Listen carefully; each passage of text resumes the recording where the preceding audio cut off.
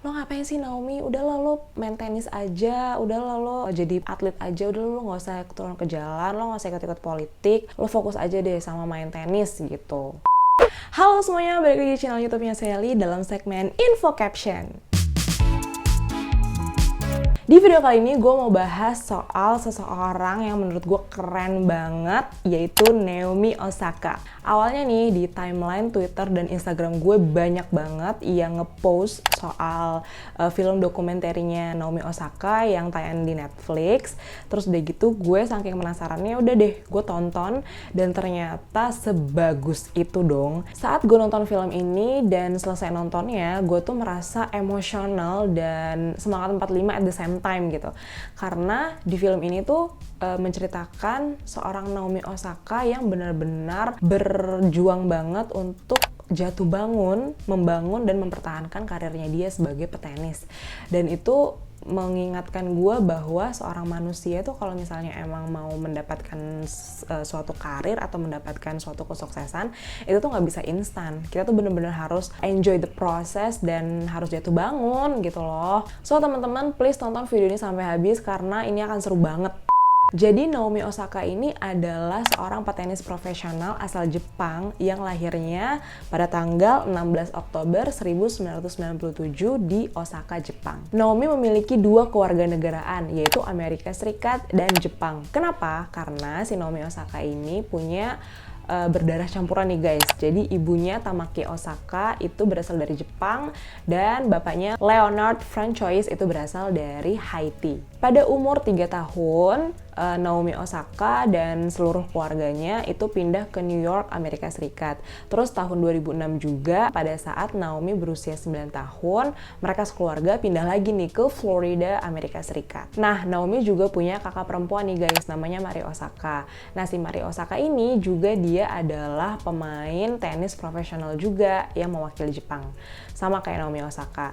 Terus kenapa Naomi dan Mari itu memakai marga ibunya Osaka? Karena katanya biar lebih mudah tinggal di Jepang pada waktu itu. Tapi kan mereka tinggal di Jepang gak lama-lama kan, cuma sampai umur Naomi 3 tahun, abis itu langsung pindah ke New York. Katanya nih, ayahnya dari Naomi Osaka itu sangat terinspirasi banget sama Sister Williams, yaitu ada si Venus dan Serena Williams. Mereka ini adalah kakak beradik yang juga sama-sama pemain profesional tenis.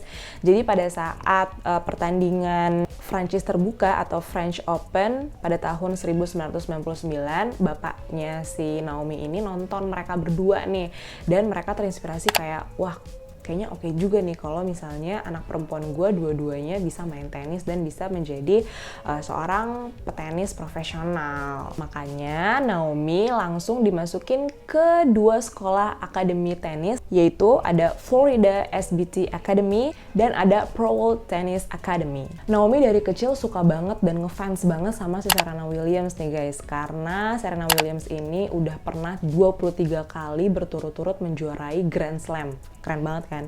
Tapi kerennya lagi si Naomi Osaka pada tahun 2018 di final US Open itu dia berhasil mengalahkan Serena Williams dan berhasil merebut gelar Grand Slam pertama kalinya sebagai peringkat keempat di dunia. Kenapa sih si Grand Slam ini kayaknya bergengsi banget di dunia petenis? Karena si Grand Slam ini adalah sebutan bagi 4 kejuaraan yang paling top sedunia, yaitu ada Australia Open, ada Wimbledon, ada US Open, dan ada French Open. Dan ketika pemain tenis bisa menjuarai keempat pertandingan itu dalam 1 tahun berturut-turut, maka mereka bisa disebut telah mencapai pertandingan akbar. Naomi nih pernah jadi pemain Jepang pertama yang memenangkan gelar tunggal Grand Slam. Sejak tahun 2018, Naomi telah memenangkan gelar Grand Slam tunggal selama 4 tahun berturut-turut. Ada nggak sih yang bertanya-tanya, Naomi kan tinggalnya di Amerika Serikat, tapi kenapa sih dia selalu setiap pertandingan itu mewakili Jepang? Nah, kata orang tuanya nih, karena Mari Osaka dan Naomi Osaka itu lahirnya di Jepang dan dari kecil dia sudah membawa kebudayaan Jepang dan Haiti, makanya dari dalam diri Naomi tuh udah Jepang banget gitu, udah kayak Japanese banget. Jadinya mau kemanapun mereka tinggal, mereka akan tetap membawa nama Jepang. Dan sebenarnya si Naomi tuh cinta banget sama Jepang, walaupun si Naomi bilang kalau dia tuh untuk ngomong bahasa Jepang tuh belum terlalu fasih, tapi kalau kosakatanya tuh dia tahu gitu. Kalau misalnya ada yang nanya sama dia, waktu itu pernah tuh ada wartawan yang nanya sama dia dalam bahasa Jepang, tapi dia jawabnya pakai bahasa Inggris gitu. Sebenarnya dia bisa tahu kosakatanya, tapi dia tidak bisa mengucapkan secara fasih begitu guys. Fakta menarik lainnya, Naomi Osaka ini sangat dekat sekali dengan Kobe Bryant, pemain basket LA Lakers. Nah, kata Naomi, Kobe Bryant ini udah dianggap sebagai kakak, mentor, sekaligus inspirasi lah bagi Naomi Osaka. Saking dekatnya si Naomi dengan Kobe, mereka pernah berkolaborasi untuk membuat novel yang judulnya Legacy and the Queen. Novel Legacy and the Queen ini mengisahkan seorang anak 12 tahun yang berjuang untuk memenangkan turnamen tenis. Kalau ada yang bertanya-tanya kenapa sih Kobe Bryant kok jadi tertarik banget sama tenis-tenis gitu? Kan dia pemain basket.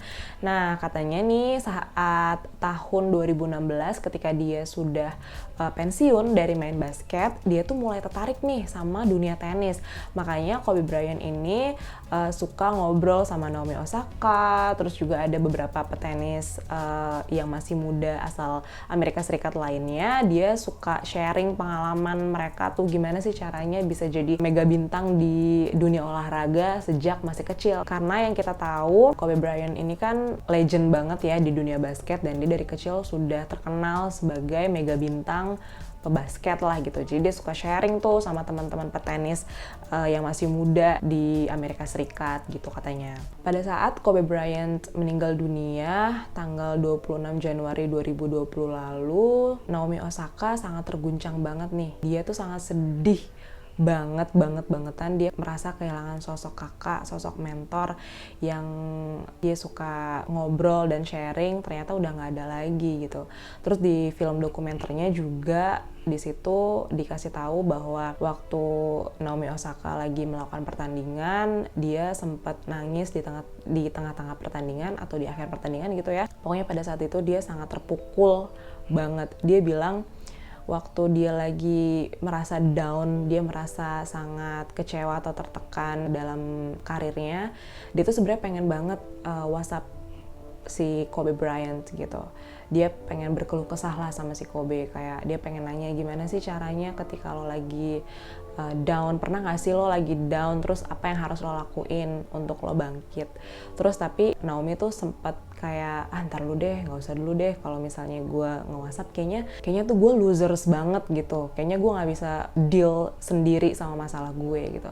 Tapi ternyata ketika Kobe Bryant-nya meninggal, akhirnya Naomi jadi menyesal kenapa dia waktu itu tidak ngirim teksnya aja gitu. Akhirnya dia nggak bisa curhat lagi deh ke Kobe. Terus juga Naomi pernah bikin pesan terbuka untuk Kobe Bryant, dan dia sempat mengunggah juga di Instagramnya.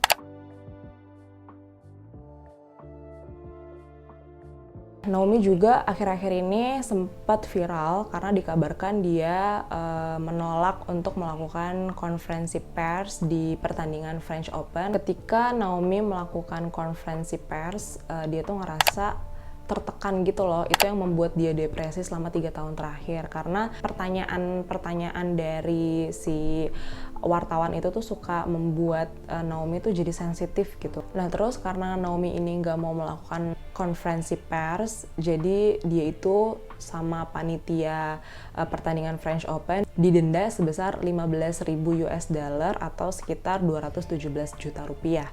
Dan Naomi sih nggak apa-apa sih, dia bayar dendanya, cuman dia berharap denda itu bisa digunakan sebagai uang untuk charity atau dikasih ke orang-orang yang nggak mampu gitu. Jadi uang sebesar itu nggak cuma untuk denda terus udah dibiarin aja gitu uangnya, tapi Naomi pengen uang itu tuh disalurkan untuk program-program yang baik lah gitu. Dari saat itu, dari kejadian itu, Naomi ini banyak banget dihujat, terus dilempar ejek-ejekan lah sama netizen gitu, kayak lo tuh nggak profesional banget sih Naomi, lo tuh harusnya kayak gini ya, ini kan udah tugasnya lo untuk mau diwawancara atau menghadiri konferensi pers dan segala macamnya gitu.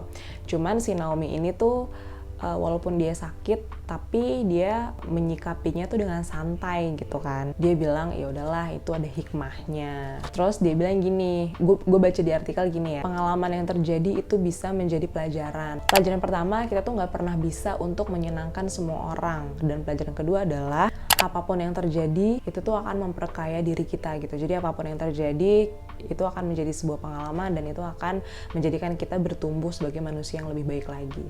Setuju banget Naomi. Naomi Osaka ini juga pernah menentang kejahatan rasisme terhadap orang Asia dan orang kulit hitam di Amerika Serikat. Terus juga dia pernah turun langsung ke jalanan Los Angeles dan bergabung sama demonstran lain untuk aksi demo diskriminasi terhadap George Floyd. Masih ingat kan kasus itu? Tapi ya, namanya orang terkenal, namanya dia adalah seorang petenis, seorang atlet papan atas lah gitu, namanya juga orang terkenal. Setelah aksinya dia, ada aja hujatan dari netizen-netizen, dari orang-orang beberapa pihak lah gitu, kayak lo ngapain sih Naomi, udahlah lo main tenis aja, udahlah lo jadi atlet aja, udah lo gak usah turun ke jalan, lo gak usah ikut-ikut politik, lo fokus aja deh sama main tenis gitu. Tapi Naomi pernah bilang nih, sebelum saya jadi atlet, saya adalah seorang wanita berkulit hitam, dan sebagai wanita kulit hitam, saya merasa seolah-olah ada banyak hal yang lebih penting untuk dijadikan perhatian daripada melihat saya bermain tenis. Dia bilang gitu guys. Tentu dia pakai bahasa Inggris ya nge-tweetnya, ini udah gue translate. Setelah melalui proses panjang selama 2,5 tahun, akhirnya si film dokumenter Naomi Osaka ini rilis di Netflix. Jadi sebelum rilis ini katanya si Naomi Osaka suka deg-degan dan merasa cemas gimana ya penerimaan publik terhadap filmnya dia. Terus dia juga nulis di IG-nya katanya, kalian kalau misalnya nonton film ini gak akan melihat pertandingan tenis antara gue menang atau kalah gitu, tapi adalah melihat Naomi Osaka dari periode waktu tertentu gitu. Jadi kalau misalnya kalian penasaran banget mau nonton filmnya, bisa langsung ke Netflix sekarang. Dia ada 3 episode dan semuanya tuh keren banget. So itu tadi adalah fakta-fakta dan informasi-informasi terkait Naomi Osaka. Kalau misalnya tadi ada yang kelewat yang belum gue tadi obrolin di sini, bisa kalian tulis di comment section biar kita bisa ngobrol bareng di situ tentang Naomi Osaka. Dan jangan lupa juga untuk selalu dukung channel ini, please bantu subscribe, like, dan share ke teman-teman kalian biar channel ini terus berkembang untuk menyajikan informasi-informasi yang keren-keren lagi ke depannya. Oke, segitu dulu aja info caption kali ini. Kita ketemu lagi di video-video selanjutnya. Bye!